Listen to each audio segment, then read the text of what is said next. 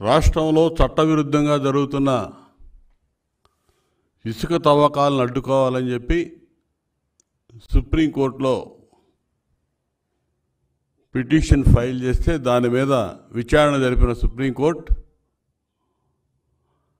వెంటనే అక్రమ తవ్వకాలు నిలిపివేయాలి, ప్రతి జిల్లాలో కలెక్టరు, పోలీసులు, వివిధ విభాగాల అధికారులతో కమిటీ ఏర్పాటు చేసి ఈ అక్రమ ఇసుక తవ్వకాలు ఆపివేయాలని చెప్పి ఆ కమిటీ పర్యవేక్షణలో ఇవన్నీ కూడా విచారణ చేపట్టాలని ఆదేశించడం ఆహ్వానించదగ్గ పరిణామం.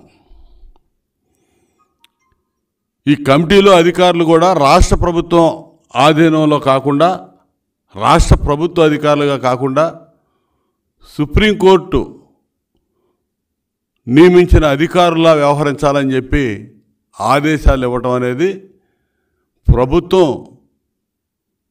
సిగ్గుపడాల్సిన అంశం, సిగ్గుతో తలదించుకోవాల్సిన అంశం. ఈరోజు ప్రభుత్వం అంటే ఆపద్ధర్మ ప్రభుత్వం ఉంది. అధికారులుగా సిఎస్ కానీ ఇతర కలెక్టర్లు కానీ వీళ్ళందరూ కూడా సిగ్గుపడాలి ఈ అంశంలో. 2023 మార్చిలోనే ఎన్జిటి రాష్ట్రంలో ఇసుక అక్రమ తవ్వకాలు ఆపాలని చెప్పి ఆర్డర్స్ ఇచ్చింది. అదేవిధంగా ఎటువంటి అనుమతులు లేకుండా ఇక్కడ జరుగుతూ ఉన్నాయి అక్రమ తవ్వకాలు, వీటి మీద విచారణ జరపండి అంటే విచారణ జరిపి ఇచ్చినటువంటి ఆదేశాలు అమలు చేయకుండా ఈ రాష్ట్రంలో ఉన్నటువంటి కలెక్టర్లు కూడా 22 జిల్లాల కలెక్టర్లు ఒకే విధమైనటువంటి నివేదికలు ఇచ్చి కోర్టును కూడా మభ్యపెట్టారు. అక్రమ తవ్వకాలు ఏమీ జరగట్లేదని యూనిఫామ్గా ఒకే నివేదికలు సమర్పించారు. అవన్నీ కూడా కోర్టు పరిశీలన చేయడం జరిగింది. దాదాపు మార్చి 23లో వీళ్ళ పర్మిషన్లు అయిపోతే ఆ కోర్టు ఆర్డర్స్ ఇస్తే మొన్న మార్చి వరకు ఎటువంటి అనుమతులు, పర్యావరణ అనుమతులు కానీ ఇతరత్ర అనుమతులు కానీ ఎటువంటి అనుమతులు లేకుండా యథేచ్ఛగా అక్రమంగా ఇసుక తవ్వకాలు జరిపించారు. దీనికి ఏం సమాధానం చెప్తారు ఈ ప్రభుత్వం?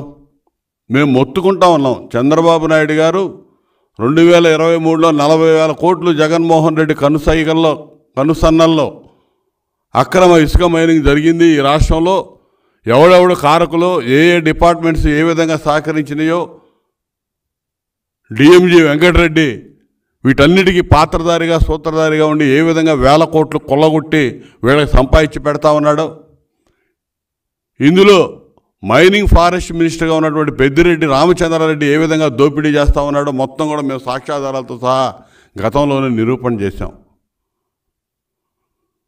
వీటన్నిటినీ కూడా అసలు లెక్క చేయకుండా ఎన్జిటి నేషనల్ గ్రీన్ ట్రిబ్యునల్ ఆదేశాలు లెక్క చేయలేదు, సుప్రీంకోర్టు అంటే లెక్కలేదు, అసలు వ్యవస్థలంటే లెక్కలేదు. వీళ్ళ ఇష్టానుసారం అక్రమంగా ఇసుక తవ్వకాలు సాగిస్తూనే ఉన్నారు యథేచ్ఛగా. నిన్న ఆర్డర్స్ ఇచ్చింది, ఇప్పుడు కూడా రాష్ట్రంలో యథేచ్ఛగా జరుగుతూ ఉన్నాయి. ఇవాళ ఏం చెప్పాలి? సుప్రీంకోర్టు అడిగినప్పుడు మేము కేసులు ఫైల్ చేశామని చెప్పారు. ఎవరి మీద పెట్టారు కేసులు? ఏ కంపెనీ మీద పెట్టారు చెప్పాలి. డిఎంజీ చెప్పాలి సమాధానం. ఏ కంపెనీల మీద పెట్టాడో, ఎవరి మీద పెట్టారో. ఎంఓఎఫ్సిసి అక్రమ తవ్వకాలు భారీ యంత్రాల సహాయంతో చేస్తూ ఉన్నారని చెప్పి రిపోర్ట్ సబ్మిట్ చేసింది. ఎటువంటి పర్మిషన్ లేకుండా వీళ్ళు చేస్తూ ఉన్నారని చెప్పి 2024 ఫిబ్రవరిలో మినిస్ట్రీ ఆఫ్ ఎన్విరాన్మెంటల్ ఫారెస్ట్ వీళ్ళు చెప్తే దాని మీద ఇంతవరకు చర్యలు లేవు. అసలు ఏం చెప్పినా సరే దున్నపోతు మీద వర్షం పడ్డ చందాన్ని వ్యవహరిస్తూ ఉన్నారు. అసలు చర్యలనే నిల్లు. అసలు దీనికి ఈరోజు సుప్రీంకోర్టు కూడా చెప్పిన దానికి అసలు ఏం చెప్తారో అర్థం కావట్లా. ఇప్పుడు వీళ్ళ పర్యవేక్షణ, రాష్ట్ర ప్రభుత్వ పర్యవేక్షణ లేకుండా సుప్రీంకోర్టు పర్యవేక్షణలో జరపాలి రేపటి నుంచి. కలెక్టర్లు చూస్తేనే 22 మంది కలెక్టర్లు ఒకే రకంగా ఏ అక్రమ తవ్వకాలు జరగట్లేదని రిపోర్ట్లు ఇచ్చారు. ఇవన్నీ రేపు 10 రోజుల తర్వాత 20 రోజుల తర్వాత ప్రభుత్వం మారుతుంది, మేము అధికారంలోకి వస్తాం.